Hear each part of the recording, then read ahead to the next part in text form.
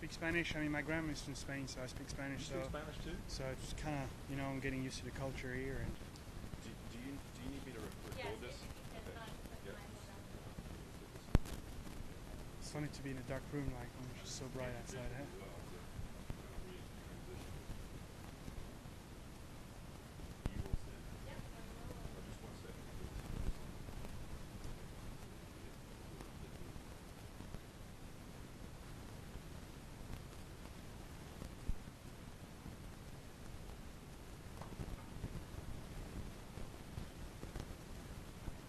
All right, we'd like to welcome Thomas Detry here to the Corrales Puntacana Championship 2023. Thomas, it's an event you've played.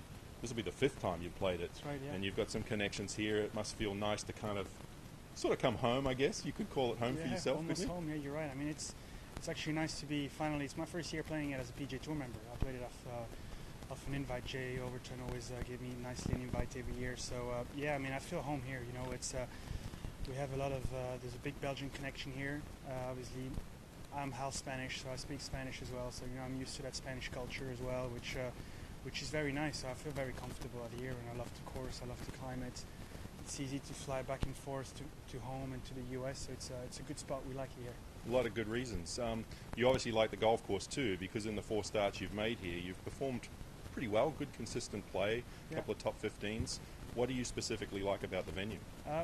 Especially when it's windy out here, like you really got to hit some quality shots. It's obviously wide off the tee, but then greens get tricky, and they certainly get firm on the weekend as well. So you gotta flight your golf ball. You gotta be precise and off the tee and with the shots to the green, which really I think will separate the good ball strikers to the average ball strikers this week. You mentioned this is your rookie year as a PGA Tour member. You've made 10 cuts and 12 starts so far this season. Yeah. Pretty solid start, but also runner-up at Bermuda, which is another island. True. It must be good feelings, being on another island. Yeah, Bermuda grass, Ireland golf, tropical climate. It's worked well for me. I played well as well in Mexico at Mayakoba, which was a similar kind of grass as well. So I guess feel really comfortable on these kind of greens and this warm, humid climate. So hopefully I can do one better than in Bermuda and get my first win on tour this week.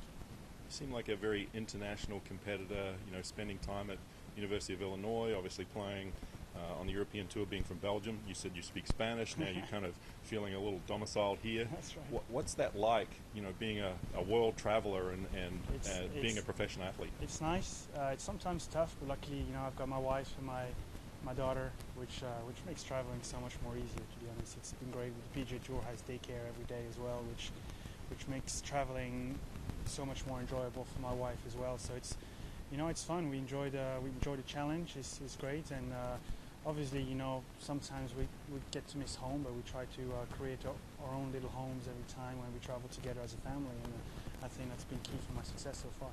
Yeah, just another good subject to touch on. Being a dad, it's almost a year since your daughter was born. Yeah. We just talked to Chad Ramey yesterday, and defending champion, and of course Joel Damon from a couple of years back, and they're both pretty new fathers. Yeah. What is that transition like? Has it been like for you? Has it? What sort of I guess positives have come out of it, and is there any negatives at all? So much. I mean, we kind of travel together now, so I'm with my family every week, and I've kind of realized that the less I do during the week, the better for me. I tend to really practice very little during week tournaments.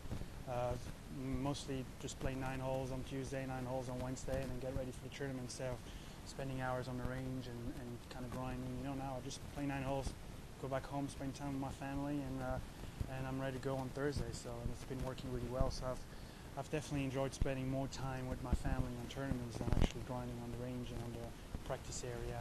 And yeah, it's been my formula. You might be one of the few PGA Tour players that lists kite surfing as a pastime in their bio. Yeah. Is that something you learned here, or is it something that you do? Yeah, you're right. I've always windsurfed a lot with my dad, actually. He was a big windsurfer, and I picked up kite surfing actually here a couple of years ago, and I used to travel with my equipment, but now, unfortunately, now with the child, it's too much other stuff. We have to baby crib, baby car seat, everything, so no more space for my kite surfing equipment. But yeah, I've really enjoyed it. It's actually, on a day like today, it's perfect conditions, but I'm gonna preserve my energy and maybe do a bit of kite surfing on Sunday night or Monday morning before I go to San Antonio. We'll see. How would you rate yourself as a kite surfer? What sort of handicap would you give yourself? Probably just a 9, just a scratch. Just under 10. Yeah. What do you like most about it? Is there a sensation? Just that sensation of gliding on the water. It's just the best thing there is. Like do a little jump here and there, and just spending time on the water. There's just nothing. You just really think of nothing else but just the kite surf and gliding on the water, which is just an amazing feeling. Really. Getting back to business, it's a Ryder Cup year, and I'm sure that's on your mind. What sort of plans do you have for that, and have you been in communication with Captain Yeah, with Luke? Luke, quite a lot actually. And coming up, we've got the Zurich Classic coming up, and I think I might be pairing myself in another European player. I'm quite in between 2 players now, but we'll see what works for their schedule as well. But hopefully we can make something work. Show Luke that we are a great pairing, and hopefully we can keep playing well this season and both qualify, or at least myself qualify for Rome in September. Just and one last thing before we let you go, because I found this pretty interesting. You're a Guinness World Record holder. I think that record's still intact. That's right. Yeah. Can you just elaborate on that? And I think it was like 4 or 5 years ago. Yeah, that you so did. I think that was in 2019. So that was in Spain, down in Spain with the DP Tour. We did a DP World Tour. It was 1 hole, par 4 or par 5. Anyways, it was 500 yards, and it involved a little bit of strategy. I started off by hitting.